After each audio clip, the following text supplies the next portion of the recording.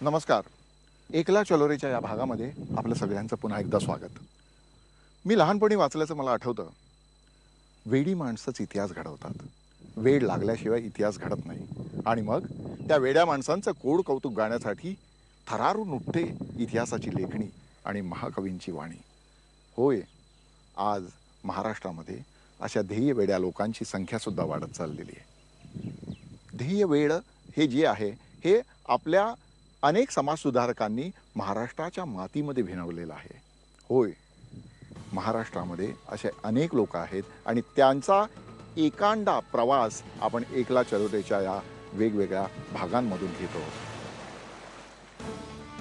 यावेळेसच्या भागामध्ये आपण पाहणार आहोत डॉक्टर भरत आणि डॉक्टर स्मिता वाटवाणी यांचा एक आगळावेगळा प्रवास. मानसिक विकाराबद्दल आपल्याकडे आजही लोकांचं प्रबोधन झालेलं नाही.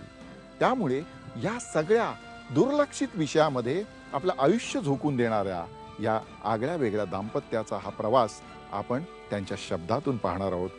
श्रद्धेच्या माध्यमातून हे जग कसं बदलू शकतं हे डॉक्टर भरत आणि स्मिता वाटवाणी यांनी त्यांच्या कामातून दाखवलेलं आहे. नमस्कार डॉक्टर. अरे महेश, हॅलो. हवाई हॅलो डॉक्टर. आज तुमचा हा सगळा प्रोजेक्ट बघतो आहोत आणि तुम्ही जे काम गेल्या विशेषतः 2006 पासून इथे सुरू केलेलं आहे, 8 वर्षामध्ये हे काम आता खऱ्या अर्थाने फळायला किंवा फुलायला लागलं असं म्हणू शकतो आपण. नुकतेच डॉक्टर प्रकाश आमटे येऊन गेले. हो, त्यांनीच याचं उद्घाटन केलं होतं. हो. काय काय त्यांची रिॲक्शन होती? He was very happy. त्यांना खूप आनंद झाला. त्यांना वाटलं की खरोखर मी जे उद्घाटन केले त्यांच्या फल मिळालेलं आहे. बरोबर. मॅडम तुमच्याशी काय बोलल्या मंदाबाईंनी? नाही, she was coming for the first time. पहिल्यांदा येत होते. त्यांनी सगळी जागा बघितली. She was also happy. त्यांना आनंद झाला. पेशंटबद्दल फिमेल वॉर्डमध्ये त्यांनी डिटेलमध्ये पाहिलं आणि काही फिमेल पेशंट्स बरोबर बोलले पण ते was happy to see everything. Doctor Baba आमटेंच्या प्रेरणेतून तुम्ही हा प्रकल्प सुरू केला होता. मला ती आठवण मी तुमची वाचलेली आहे. हेमलकसाला तुम्ही निघाला होतात. म्हणजे आधी तुम्ही आनंदवनला गेलात, विकास आमटेंना भेटलात आणि तिकडून हेमलकसाला, कारण बाबा आमटे तिथे होते. बरोबर. तिथे तुम्ही एक मनोरुग्ण बघितला. हो. ती आठवण सांगा ना जरा. ती असं आहे की आपण बाबा आमटेला भेटले नव्हते आनंदवनला. मग आपल्याला वाटले आमची स्वतःची गाडी आहे, आपण जाऊ पुढे. मॅडम पण होत्या बरोबर? नाही, मी नव्हते. आपण जाऊ पुढे. तर अप्रॉक्सिमेटली 100 किलोमीटर्स बिफोर हेमलकसा. आता तुम्हाला माहित असेल, तुम्ही गेला असेल हो, मी गेलो. ते जंगल एरिया, जंगल आहे, पूर्ण जंगल. तर जंगल एरियामधून आपल्याला एक माणूस दिसला ज्यांचे दोन्ही हात आणि दोन्ही पाय साखळीमधून होते, बांधलेले होते. लोखंडाची साखळी. हो. अब क्या है कि वो दृश्य जो है ना, वो बहुत ही दर्द भरा था कि एक इंसान एक जंगल में चल रहा है और ना कोई आगे है ना पीछे. तर आपल्याला असं वाटलं त्या क्षणात की आपण ट्राय करू. तर माझ्याबद्दल एक सोशल वर्कर होता. मी त्यांना सांगितलं तुम्ही जरा प्रयत्न करा, जर येते तर ओके. तर त्यांनी विचारले तुम्ही येते का. ते पेशंट महाराष्ट्रीयन होते. त्यांनी सांगितलं नाही, काय गरज नाही, कशासाठी येऊ मी तुमच्याबद्दल. तर आम्हाला पण आनंद वाटलं की चला राहू द्या. त्यांनी सोडले. तर आमच्या हम लोग के सर पे से ये तकलीफ जरा निकल गई. फिर गाड़ी आगे निकल गई. शाम का वक्त था, तो अंधकार हो रहा था. तो मेरी आत्मा ने मुझे झंझोड़ा. मुझे लगा इतनी घने जंगल में, इतनी काली रात में ये लड़का करेगा क्या, अकेला क्या करेगा. तो फिर ऐसा लगा कि नहीं कुछ करें, और हम लोगों ने गाड़ी को यू टर्न लिया. पूरा घना जंगल है. पूरा घना जंगल है. वापस गए तो क्योंकि मैं मानसिक डॉक्टर हूँ, मैं उतरा गाड़ी से. मैंने उसको कैसे भी करके बातों में कन्विंस किया कि आप आ जाओ. कपड़े इतने गंदे थे उसके, कपड़े कितने गंदे, पेशाब कब से कर रहा था, संडास कब से किया होगा, कितने टाइम से होगा पता नहीं, बदबू आ रही थी. त्यांचे कपडे काढले. माझ्याकडे चद्दर होती गाडीमध्येच. गाडीच्या बाहेर कपडे काढले आणि मी चद्दरवर त्यांना लपेटून घेतले आणि त्यांना गाडीत बसायला सांगितले. आता गाडीत बसायला सांगितले ते बसले. त्यांच्यानंतर आम्ही प्रवास चालू झाला. मी प्रकाशला कधी भेटले नव्हते, बाबांना कधी भेटले नव्हते.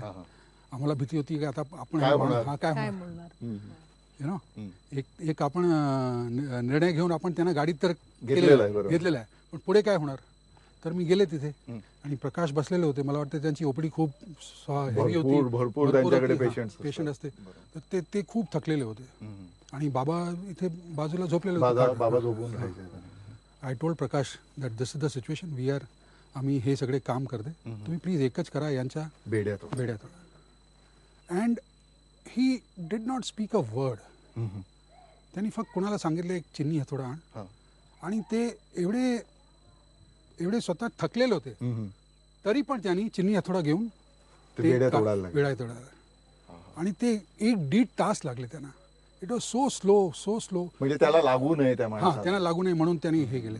आणि बाबा तिथे बाजूला झोपलेले होते आणि बघत होते. And Prakash didn't speak a word. He just remove that, told his man to take this person away.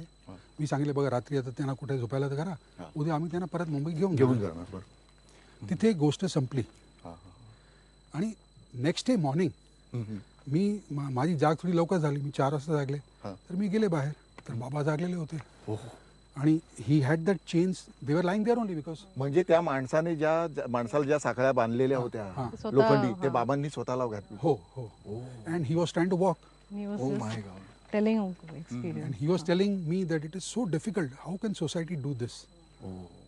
So म्हणजे ते त्याचं दुःख हो. स्वतः अनुभवण्याचा प्रयत्न करत होते बाबा. that was unbelievable for me. I mean, it was watching so केव्हाही much म्हणजे sensitivity. आता केव्हाही. आपल्याला माहिती आहे की त्यांनी एवढे वर्ष त्यांनी काम केलेलं केलेलं आहे आहे, बरोबर. लेप्रेसी बद्दल, हो. एवढे त्यांनी दुःख बघितलेलं आहे, एवढे त्यांनी लेप्रेसीचे वुंड्स बघितलेले आहे, बरोबर. तरी पण त्याच क्षणात ते रडायच्या आणि ते दुःख एक्सेप्ट करायच्या, एक्सपिरियन्स करायच्या. That was, I mean, heart rending for me. I felt I met someone who is like a God. आपल्याला असं वाटलं की हा देव खरोखर आपल्याला भेटले. आणि त्यांनी मग एक वेळा कामाची त्यांना सगळे कल्पना झाली. त्यांनी सांगितले भरत तुम्ही जे करते ते कमी आहे, थोडे जास्त करायला पाहिजे. म्हणजे प्रोजेक्ट सुरू करा. हो. इट वॉज जस्ट 1 सेंटेन्स की थोडे जास्त करायला पाहिजे. That 1 sentence kind of triggered of this Karjat project. पण तुम्ही दोघं जण मनोविकार तज्ञ आहात, तुमची प्रॅक्टिस खूप चांगली चाललेली होती.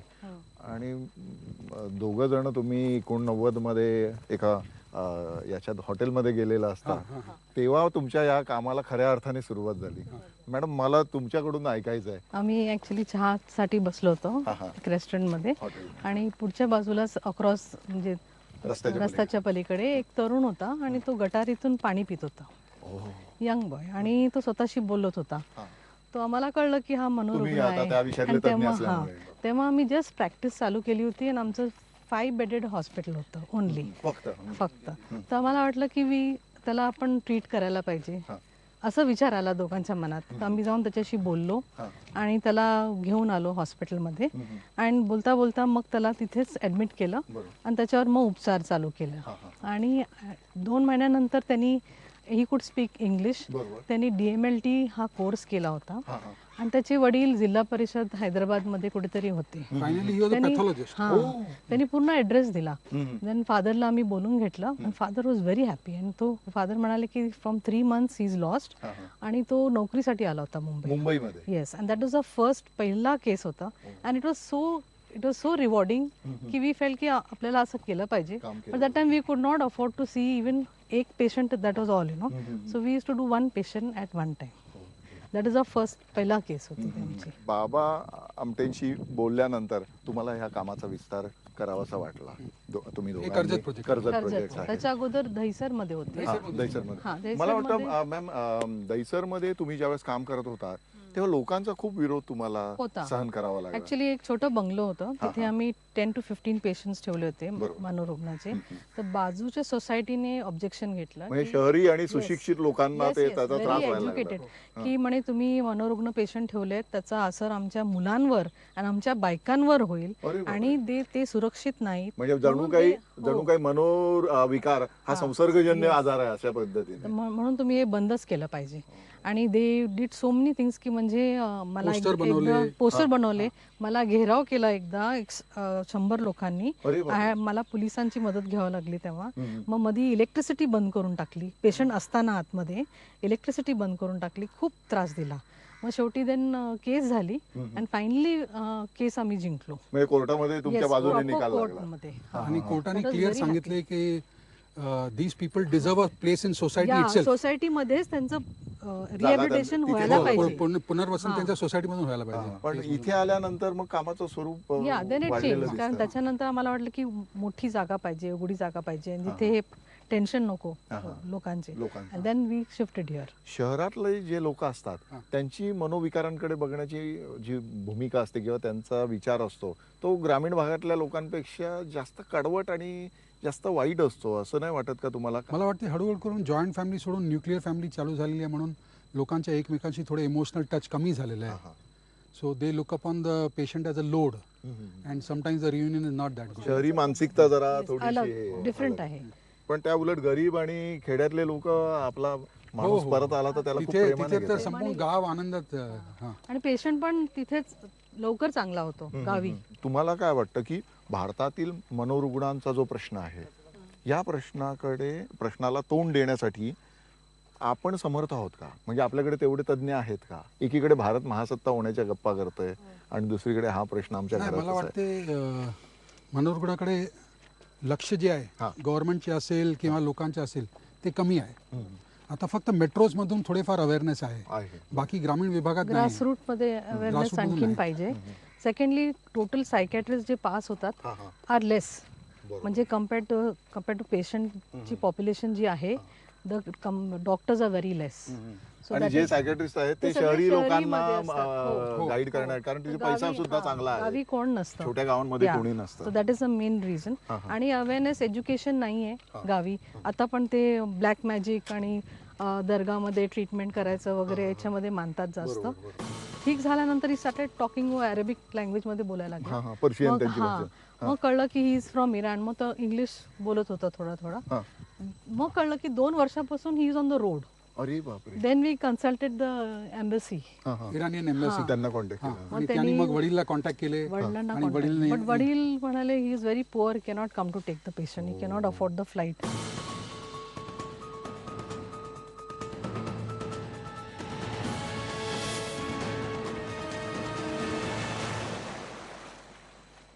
पेशंट्स बरे होतात किंवा जे तुमच्याकडून सुधरून जातात गावामध्ये त्यांची काय सिच्युएशन असते, कसं त्यांचं जगणं असतं? Overall see we are not following up on everyone. We are not following up on everyone. But जे आमच्या काय आहे 2 महिने आपण त्यांना औषध देते, त्यांच्यानंतर आम्ही त्यांना ॲडवाईस करते की तुम्ही आजूबाजूचे जे सायकॅट्रिस्ट आहे त्यांच्याकडे फॉलोअप करा. But they are in touch with our social workers and quite a few of them are active. आणि काही लोक जे आहेत every monthly they ask us to send And medicine. we are sending medicines. किंवा परत relapse झाला तर त्यांना ऑलरेडी ऍड्रेस वगैरे आहे तर घेऊन येतात तिथून पेशंटला परत तिथे. तसं पण होतं. मॅडम साधारणतः आता किती पेशंट केंद्रातून गेले असतील अंदाजे? कर्जत चालू केले त्यांच्यानंतर 2200 झालं असेल. ओके. हा, आणि म्हणजे 2200 लोकांना तुम्ही फक्त treat कर्जत केलेलं वरून. आहे. हा फक्त कर्जत. मग सिझोफ्रेनिया हा जो आजार आहे हा किती महिन्यात साधारणतः बरा होऊ शकतो व्यवस्थित? म्हणजे ओव्हरऑल 2 महिने म्हणजे 3 नंतर त्याने medication 2 to 3 months depending the duration, म्हणजे केव्हापासून आजार चालू झाला आणि किती वेळपासून होता आणि इंटेन्सिटी काय होती. बरोबर. अराउंड 2 ते 3 महिने लागतात टोटल मेडिसिन्स वगैरे. म्हणजे 2-3 महिने जरी आपण त्या He पेशंट becomes- कडे हा, बघितलं हो. तरी पण तो बरा होऊ बरा होऊ शकतो. शकतो. पण आपल्याकडे ते अजून तेवढा अवेअरनेस नसल्यामुळे ते रस्त्यावर त्यांचं आयुष्य वाया जातं. Yes. म्हणजे आता तुमच्या केंद्रामध्ये मी बघितले CA आहेत, एमफिल झालेले आहेत, यांचं तर म्हणजे चांगल्या मोठ्या मल्टीनॅशनल कंपनीमध्ये ते काम करत हो होते. हो हो. ते कुठे भेटले तुम्हाला? ते आपल्याला रस्त्यावर कल्याणमधून भेटले. हा. रस्त्यावर? Yes yes. We have had एक पेशंट इराणियन होता, फॉरेनर होता. आपल्याला कळलं नाही फॉरेनर, एकदम घाण होता. मग ठीक झाल्यानंतर he started talking Arabic language मध्ये बोलायला लागले. पर्शियन मग त्यांची भाषा. मग कळलं की ही इज फ्रॉम इराण. मग तो इंग्लिश बोलत होता थोडा थोडा. मग कळलं की 2 वर्षापासून he is on the road. अरे बापरे. Then we consulted the embassy, Iranian embassy. त्यांना कॉन्टॅक्ट हा. केला. आणि त्यांनी मग वडीलला कॉन्टॅक्ट केले वडिलांना आणि वडील बट वडील म्हणाले he is very poor, cannot come to take the patient, he cannot afford the flight. Then the embassy paid for the flight. आणि फायनली ते इराणला परत गेले. त्यांना घरी पाठवलं. फर्स्ट इंटरनॅशनल केस आमची. अरे बापरे. मोठ्या प्रमाणात असे अनेक लोक तुम्हाला भेटत असतील की जे आपल्या केंद्रातून गेलेले आहेत आणि पुन्हा ते तुम्हाला वेगवेगळ्या कार्यक्रमांमध्ये भेटत असतील किंवा. आता हे आहे गंगाधर. नमस्कार गंगाधर.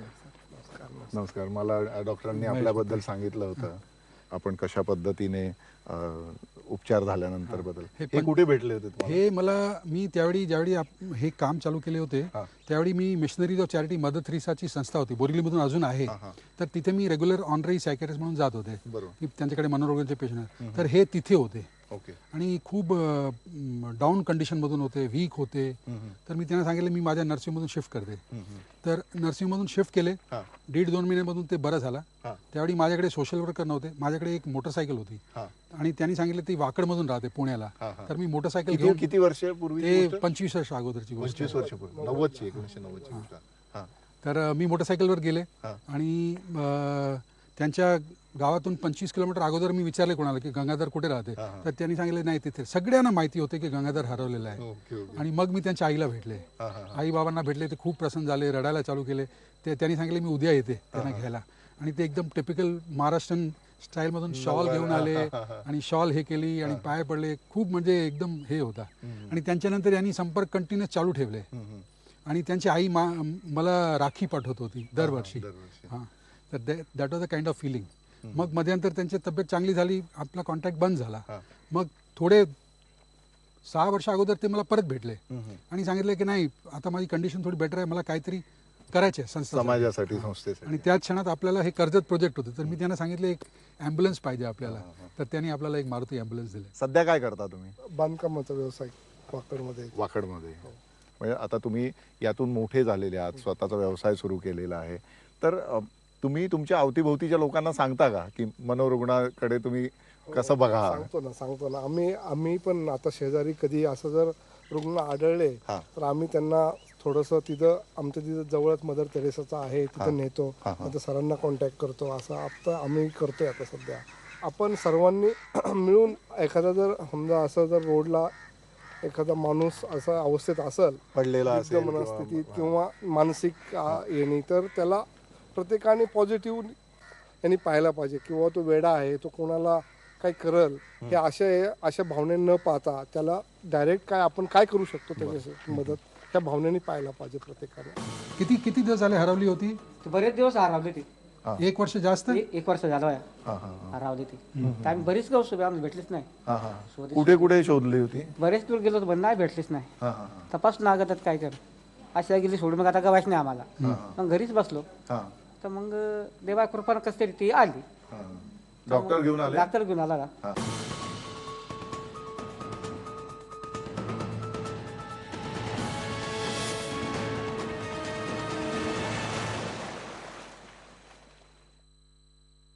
महिलांचं मानसिक आरोग्य हा सगळ्यात मेजर इश्यू आहे आपल्याकडे महिलांमध्ये डिप्रेशन आणि महिलांमध्ये सतत मानसिक ताण तणाव जास्त दिसतात. बेसिकली हे काय महिलांसाठी जवळ? हा, हे लेडीज वॉर्ड आहे.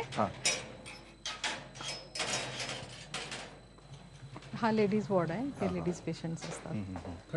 36 पेशंट्स आहेत इथे. बिसाइड्स स्किझोफ्रेनिया जे हा मानसिक रोग आहे, कधी कधी न्यूरोसिस म्हणून किंवा एन्झायटी असू शकते. आणि त्यांच्यामुळे you can get disease like dissociative disorder, ते अंगात येणं, पोझेशन सिंड्रोम, हे पण लेडीज मध्ये कॉमन असतात. पिशाच्य लागणं किंवा तिला कुठलं तरी देवी देवता अंगात येते, पोझिशन. ते जास्त करून कारण ऑल इमोशन्स वगैरे ते दाबून असतात लेडीज मध्ये. ते बोलू शकत नाही, कोणाशी शेअर करू शकत नाही. दॅट इज वाय हा प्रॉब्लेम होतो. We have patient Assam, Bangladesh, West Bengal, Bihar, UP. कशा येतात डॉक्टर? ते पण ट्रेन मध्ये. अँड युजली लेडीज मध्ये असा हा प्रॉब्लेम असतो लेडीज स्किझोफ्रेनिक्स मध्ये. कधी कधी ते जेव्हा ते घरातून निघतात, दे लिव्ह मुलांबरोबर निघतात आणि ते मध्ये कुठे मुलं हरवतात. आणि पेशंट ठीक झाल्यानंतर मग विचारतो माझ्यावर 2 मुलं होती, 1 मुलगा होता. So that is one main problem in schizophrenic ladies. त्यांना आठवत नाही की मूल कुठे गेलेलं.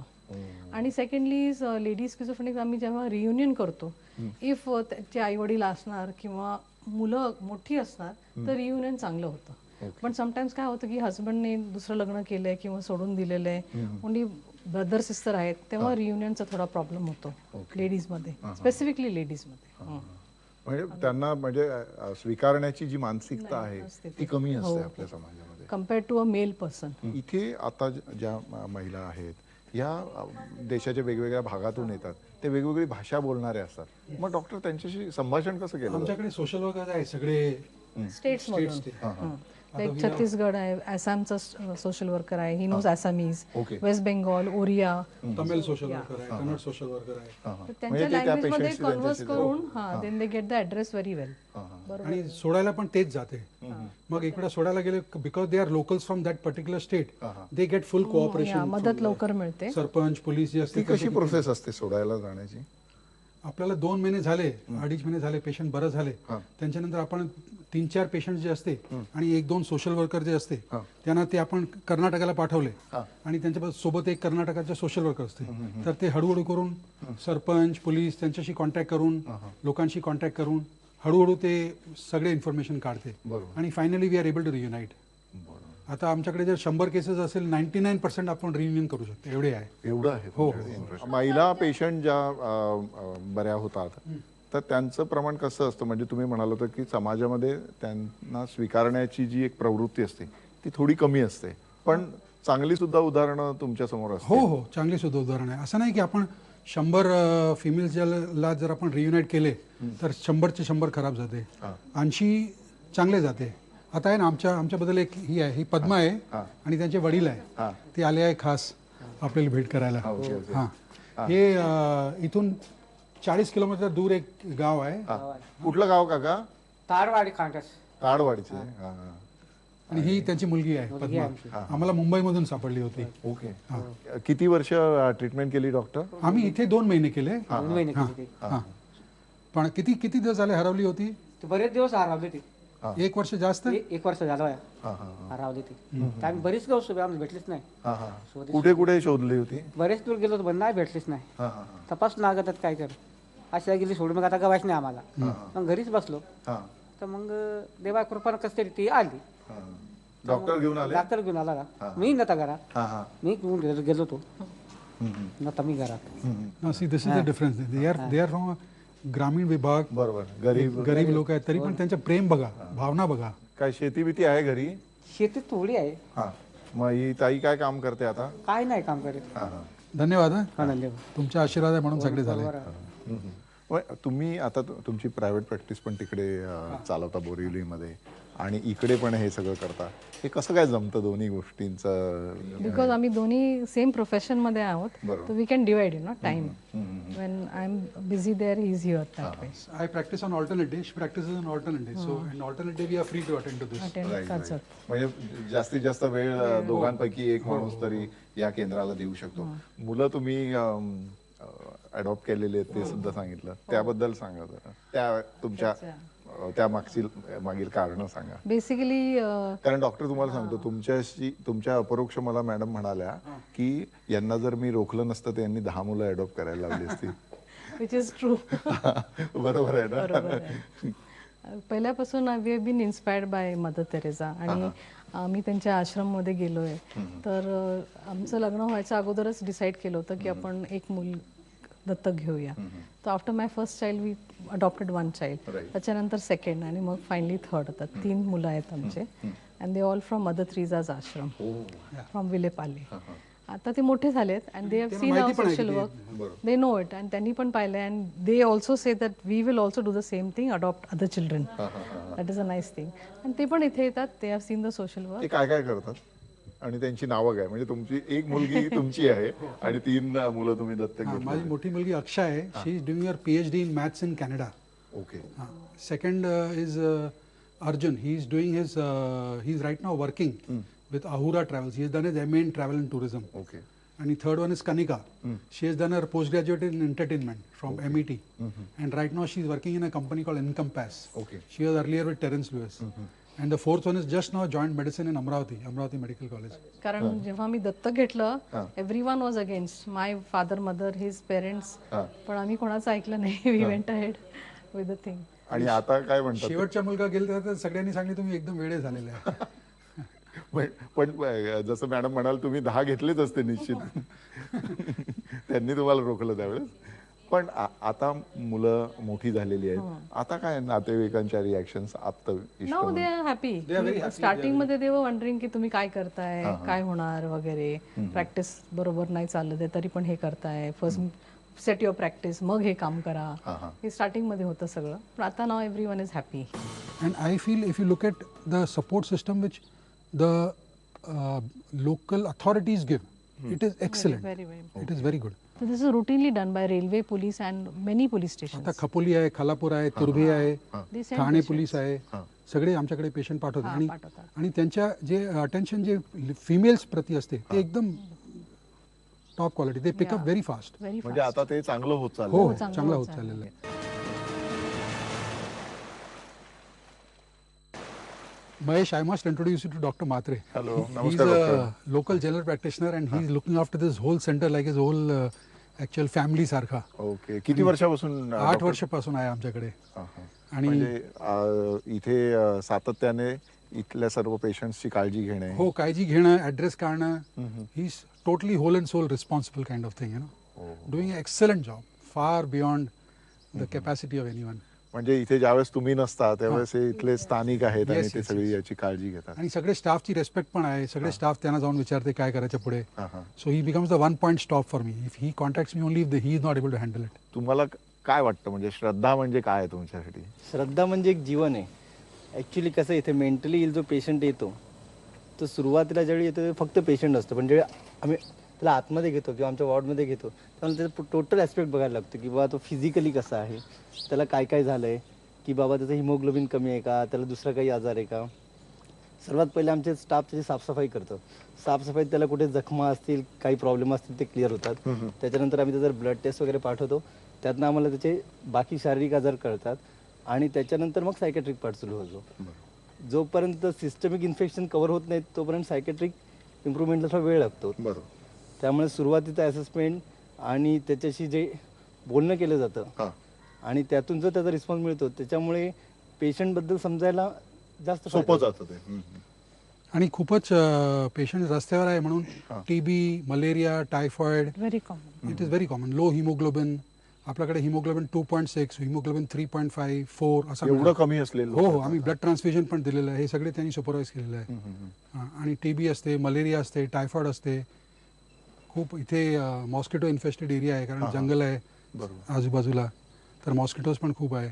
तर ते सगळे सांभाळून मग नंतर सायकॅट्री आपण उपचार करते आणि हळूहळू करून ते पेशंट बाहेर येते. म्हणजे मानसिक रुग्ण जो तुमच्याकडे येतो तो अनेक व्याधींनी ग्रस्त असलेल्या अवस्थेमध्ये येतो. एकदम डाऊन म्हणजे कंडिशन. काही याच्यामध्ये त्यांच्यावर मारहाणीचे झालेली असते, त्यांच्यावर इजा असतात आणि वेगवेगळे आजार सुद्धा, म्हणजे त्याच्यात जे संसर्गजन्य विकार आहेत ते तर आहेच, परंतु त्याच्या जोडीला इतर आजार सुद्धा असतात. किती वेळा रस्त्याच्या लोकांवर आम्ही पेशंट जेव्हा आणतो त्यांच्या अंगावर घावं असतात, ते दगड मारलेले मारतात. असतात. हो, काठीने मारतात. Very bad. आपल्याकडे अजूनही आहे, म्हणजे ग्रामीण भाग असो किंवा शहर असो, तिथे वेडे चाळे करणारा माणूस असेल तर तो त्याच सगळ्या तिथल्या अवतीभोवतीच्या लोकांच्या टाइमपासचा विषय असतो. बरोबर. आता डायबिटीज आहे, ब्लड प्रेशर आहे, आपण तुम्ही त्यांना ट्रीट करते. बरोबर. तसाच हा पण एक आजार आहे आणि तुम्ही आजार घेऊन तुम्ही त्यांना बरोबर ट्रीट केलं तर व्यवस्थित होऊ शकतं. शारीरिक दृष्ट्या जो माणूस अत्यंत दुर्बल असतो त्याला मानसिक दृष्ट्या सक्षम करणं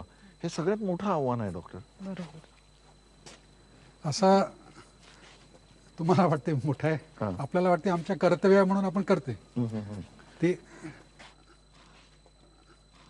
आता त्याच क्षणात आपल्याला कळत नाही की काय खरं आहे काय खोटं. फक्त इमोशनल रिस्पॉन्स जे आहे आपला की नाही ते पेशंटला आपण काहीतरी करायला पाहिजे, त्या दृष्टीतून आपण बघितले मग हळूहळू करून काम होत जाते. आता जेव्हा तुम्ही या रुग्णांना बरे करून त्यांच्या घरी नेता तर सगळीकडे त्याचं स्वागत होत नसेल ना डॉक्टर? नाही, सगळीकडे स्वागत होत नाही, पण काय असते लोकांना असं वाटते की आता ते सेम स्टेटच्या आमच्याकडे सोशल वर्कर आहे, त्यांना वाटते आमच्या स्टेटच्या सोशल वर्कर आहे, त्यांनी ते पेशंटला मुंबईवरून घेऊन आलेलं आहे, ॲटलीस्ट आम्हाला पण त्यांच्यासाठी काहीतरी करायला पाहिजे. तर the pressure from the sarpanch and the police and the neighbourhood on that family to accept the patient is very high. Because of the fact that we have got the trained staff to do it. So because of that the pressure is quite high. आणि लोकांना वाटते की नाही करायला पाहिजे, मग हळूहळू करून एक्सेप्ट करते. आता इकडे एक्सेप्ट केले त्यांच्यानंतर त्यांना 1 आठवडा 10 दिवस म्हणून कळते की नाही त्यांच्या खरोखर पेशंटचा बिहेवियर चेंज झालेला आहे. He is become a much better person.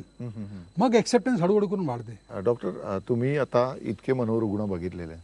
आतापर्यंत किती मनोरुग्ण तुम्ही घरी सोडलेले आहेत त्यांच्या घरापर्यंत? आम्ही स्टार्टिंग पासून बघितलं तर 4,000च्या जास्त असेल, पण कर्जत पासून आपण जे एकदम बरोबर सिस्टमिक हे केलेलं आहे 2,706 केलेलं आहे. 2,706 6 लोकांना तुम्ही कुटुंबाबरोबर मिळवलंय आणि आधीपासूनचा जर तो आकडा 4,000च्या वर आहे तर हे खूप मोठं काम आहे. म्हणजे कुठल्याही शासकीय मदतीशिवाय किंवा कुठल्याही इतर अशा ठोस याच्याशिवाय तुम्ही हे काम करत आहात.